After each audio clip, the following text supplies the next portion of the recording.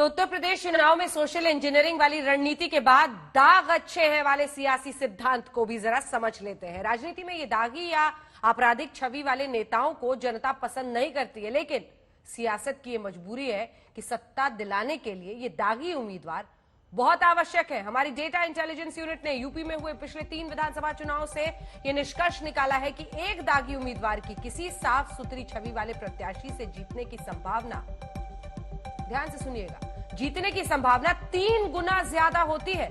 इतना ही नहीं, रिसर्च में यह भी तथ्य सामने आया है कि 5 करोड़ रुपए से अधिक की संपत्ति वाले उम्मीदवारों के चुनाव जीतने की संभावना मामूली संपत्ति वाले उम्मीदवार की तुलना में कम से कम 6 गुना ज्यादा है। यानी यूपी चुनाव में नैतिक बल के सामने धन बल ज्यादा हावी रहता है। आपको यह जानकर आश्चर्य होगा कि 2007 के चुनाव में हर 5 दागी उम्मीदवारों में से एक उम्मीदवार ने चुनाव जीता था, जबकि साफ छवि वाले 10 उम्मीदवारों में से सिर्फ एक उम्मीदवार ही चुनाव जीत पाया। 2012 में दागी उम्मीदवारों के जीतने की संभावना साफ छवि वाले उम्मीदवारों की तुलना में 3.5 गुना ज्यादा थी, जबकि 2017 में ये घटकर 2.5 गुना रह गई।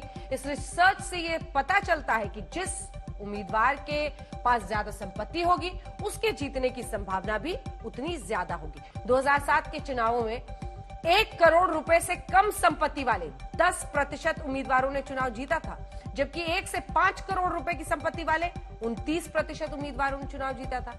इसके अलावा 27% चुनाव जीतने वाले उम्मीदवार ऐसे थे जिनकी घोषित संपत्ति 5 करोड़ रुपए से ज्यादा थी। 2017 के चुनाव में यह आंकड़ा कुछ बदल गया था। 1 करोड़ रुपए से कम संपत्ति वाले उम्मीदवारों को उनका जीतने का जो प्रतिशत था वो घटकर लगभग 3% हो गया, जबकि 1 से 5 करोड़ रुपए की संपत्ति वाले 20% उम्मीदवार चुनाव जीत गए। इसके अलावा 5 करोड़ रुपए से ज्यादा संपत्ति वाले 28% उम्मीदवार चुनाव जीतकर विधानसभा पहुंचे थे। यानी हमारे नेता साफ और बेदाग छवि वाली सरकार का दावा तो करते हैं, लेकिन चुनाव लड़ने का नंबर आता है तो दागी और करोड़पति उम्मीदवार को टिकट देना पसंद करते हैं। ये वो सच है जो आपको स्वीकार करना ही होगा।